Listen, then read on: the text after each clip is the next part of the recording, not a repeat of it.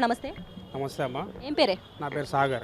ఎట్లా ఉంది ఇక్కడ జూబ్లీస్ నియోజకవర్గంలో ఎలక్షన్స్ ఉన్నాయి, బాగా టక్ ఆఫ్ వార్ నడుస్తుందని చెప్పేసి చెప్తున్నారు. ఎట్లా ఉంది ఇక్కడ? మేము ప్రజల మధ్యలోకి వెళ్తున్నాము.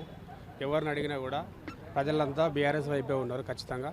ఇంతకుముందు ఉన్నటువంటి కేసీఆర్ గారు సంక్షేమ పథకాలను గుర్తు చేసుకుంటూ ఖచ్చితంగా కారు సారు సర్కారు అనే నినాదంతో ప్రజలు ఖచ్చితంగా సైలెంట్గా ఇక్కడ ఏదైతే కేకే సర్వే ఇచ్చిందో దాని ప్రకారంగా ఖచ్చితంగా జూబ్లీహిల్స్ ఎన్నికల్లో ఖచ్చితంగా బీఆర్ఎస్ పార్టీ మాగంటి సునీత గెలవబోతుంది. ఇప్పుడు సర్వేల ఆధారంగా కూడా ఓటింగ్ పడే అవకాశం ఉందంటారా? ఉంది, 100% ఉంది, 100% ఉంది. ఎట్లా అంటారు? ఎట్లా అంటే కొద్దిగా హైడ్రా అనేది జనాలు మర్చిపోలేదు. హైడ్రా అనేది కొద్దిగా ఎఫెక్ట్ ఉన్నది. 6 గ్యారంటీలు కూడా అమలు పరచలేదు కాబట్టి అది కూడా ఎఫెక్ట్ ఉంది. అట్లా ఖచ్చితంగా ఉంటుంది. ఖచ్చితంగా స్థానికంగా ఉన్న పర్సన్ నవీన్ యాదవ్ గెలిచే అవకాశం అది పక్కా అని చెప్పేసి చెప్తున్నారు కదా. నవీన్ యాదవ్ అనేది పార్టీకి నవీన్ యాదవ్ లోకల్ అంటే మాగంటి సునీత వాళ్ళు కూడా వాళ్ళ భర్త కూడా 3 సార్లు ఎమ్మెల్యే గెలిచిండు కదా. ఆయన చేసిన సంక్షేమ పథకం ఆయన చేసిన అభివృద్ధిని కూడా జనాలు చూస్తారు కదా.